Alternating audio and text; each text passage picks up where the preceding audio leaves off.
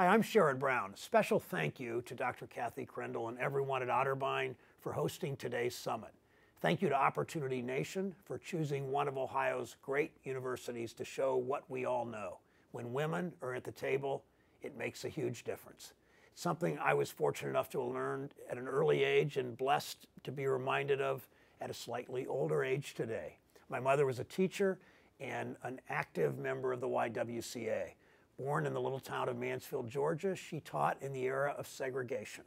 Like teachers through our history, she taught her students and her sons that education is the gateway to opportunity, that it can integrate a segregated nation and create a prosperous nation. My wife Connie was first in her family to graduate from college because of a promise made by her working class parents that doing so would become a family tradition. Today, as you know, she's an accomplished writer who never hesitates to stand up and speak out for what's right, even when it's unpopular. It's those values we've tried to pass down to our daughters, each of whom now as adults works in her own way to make a difference.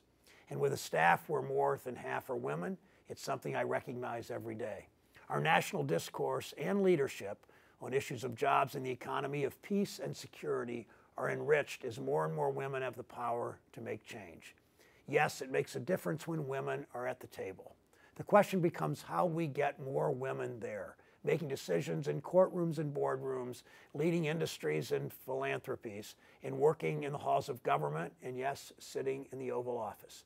We can vote, we can demand change, we can pass laws, but any progress we seek to close gaps of inequality and opportunity will always start in our communities with people like you. That's why summits like this are so important. You're showing the public demand for the public policy that overcomes barriers and creates opportunities for all women. In the last few years, you've helped to do that. More women are entering and graduating college, but that progress hasn't fully meant better wages and higher income. That's why we passed the Lilly Ledbetter Act a couple of years ago to ensure women earn equal pay for equal work. Women live longer than men, but are more likely to face certain health problems like asthma and depression and obesity. That's why we're making health insurance more affordable, and no longer can insurance companies deny you as women coverage because of pre-existing condition, because you were pregnant, because you were a victim of domestic violence. First Lady Michelle Obama's Let's Move initiative and advocates like Dr. Joe Luck are raising awareness that childhood nutrition and food security, especially among young girls, is critical to our nation's future. We're making our courts reflective of our country, adding 2 women to the United States Supreme Court, and Ohio's first female African-American federal judge, Benita Pearson, up in Youngstown.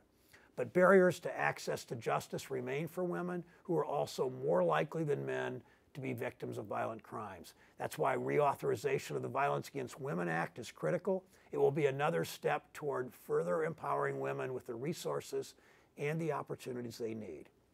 But despite that progress, challenges remain. It's fitting that today's summit takes place in March, which is Women's History Month. It's a time when we honor those whom the poet Maya Angelou refers to as our nation's sheroes. 4 years ago, Connie and I attended the National Prayer Service at the National Cathedral the day after President Obama was sworn in, continuing a 200-plus year tradition in our country. The service has been held actually since George Washington was elected president. The Reverend Sharon Watkins, the first woman ever to deliver the sermon in our nation's history at the National Prayer Service, shared wisdom attributed to the Cherokee Nation. And I'll quote from Reverend Watkins. One evening, a grandfather was teaching his young grandson about the internal battle that each of us faces. There are 2 wolves struggling inside of us, the old man said.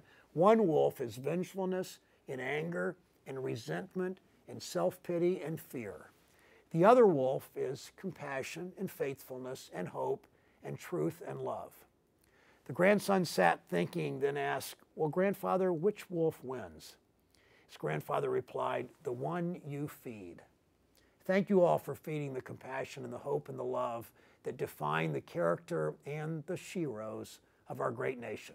As a senator and a husband and father of daughters, I'll continue standing with you in breaking down more barriers and opening up new opportunities. Thank you all. I look forward to learning about the outcomes and the ideas from the summit. You have my congratulations.